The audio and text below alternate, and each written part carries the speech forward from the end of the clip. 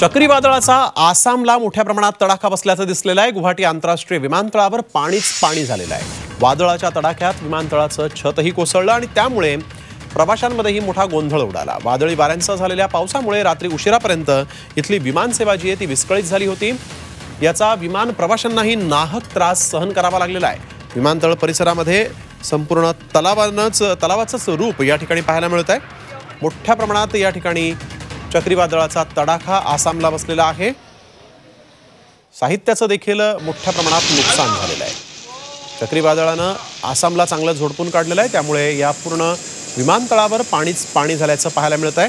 विमान सेवेवर देखील या पावसाच्या साचलेल्या पाण्याचा परिणाम पाहायला मिळालेला आहे।